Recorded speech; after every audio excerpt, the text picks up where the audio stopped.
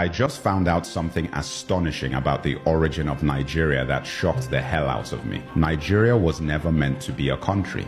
It was something else entirely. In this video, I'm going to tell you what I discovered. Oh, and I want to acknowledge Burna Boy for bringing my attention to this in his song Another Story on his album African Giant. Thank you for inspiring this video, and all of you let Burna Boy know that he got to me, and now I'm sharing this information with you. The creation of Nigeria was never about democracy, never about Christianity. It was about money, business, and profit. None of it for us.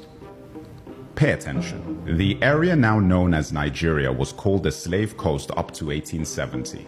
This was the point at which the British had stopped slave trading and moved on to palm oil as their primary commodity out of Nigeria. One of the main suppliers of palm oil was the Benin Kingdom, and you have to watch my video on one of the greatest African kings most of you have never heard of, Oba Ovonramwen. This is an important story for me personally because I'm from that region, so they are my people, and his fight with the British Empire over palm oil is one of the greatest stories of African colonial history. Anyway, everyone wanted palm oil, and especially the British. A man called George Goldie set up the United African Company in 1879, which was then changed to the National African Company. He structured the palm oil business in the Niger Delta region, and by 1884 he had a monopoly that the British could exploit. So in 1886, Goldie violated the agreement he had made with the chiefs and moved his operations into River Niger and Benue.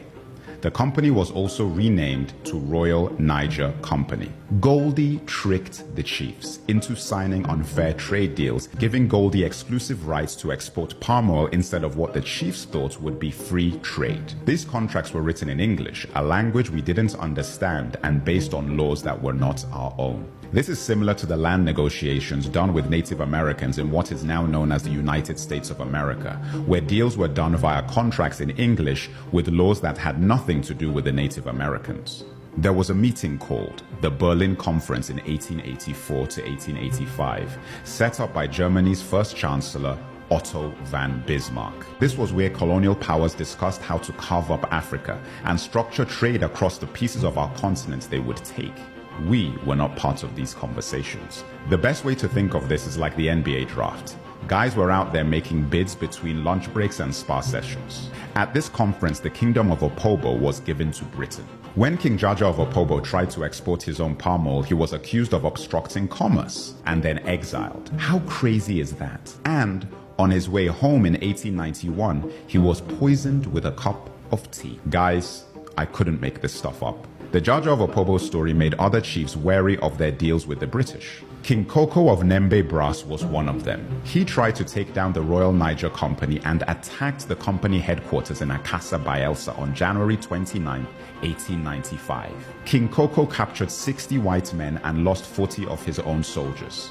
He used the 60 hostages to demand he be allowed free trade, the agreement he believed he had with the British company. They refused, and he killed 40 of his hostages. The British Royal Navy retaliated by leveling the city of Brass completely on February 20th, 1895. King Koko went into exile, and the British not only took control of the palm oil he once had, but also fined the people of his kingdom £500, as well as confiscating their weapons. Tragically, King Koko committed suicide in exile in 1898, after being branded an outlaw by the British company that had taken his kingdom, palm oil, and reputation. The Royal Niger Company sold its territory to the British government for £865,000 in the late 1800s. This territory was known as Nigeria. In 1914, the Southern Protectorate and Northern Protectorate was combined by Lord Lugard, and like that, the Royal Niger Company was rebranded as a country which would gain independence on October 1st, 1960. And Lugard is a street in Nigeria that still exists today.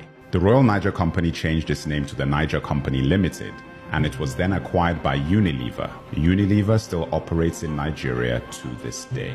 And that, my brothers and sisters, is how Nigeria came to be. We have a long way to go to fix the country, but we won't ever have a hope and a solution to our problems if we don't know how they started. What I told you in this video is just a small part of the foundations that led to unrest, civil war, economic instability, and so forth. Remember, it's not about asking anyone else to fix this, or even wasting time blaming those we know caused and perpetuated it. This is about knowing our history. Nigeria was never a country we created. It was a company designed by colonizers for profit, and a lot of the infrastructure put in place for that siphoning of resources out of our land is still very much in place today. Crude oil simply replaced palm oil, and soon lithium may replace crude oil. Honestly, I feel angry not just for what happened to my ancestors, but for the fact that I wasn't taught about this in school in Nigeria, and that our children are not being taught about these things now. Every Nigerian should know everything about who we are and what we are up against. If you would like to support my work, you can become an official supporter from the link on my profile, where you can also follow my free podcast and newsletter, and grab a copy of The Crusaders, a graphic novel in English or French, a series about a team of Nigerian siblings who go around the world reclaiming stolen African history, one adventure at a time.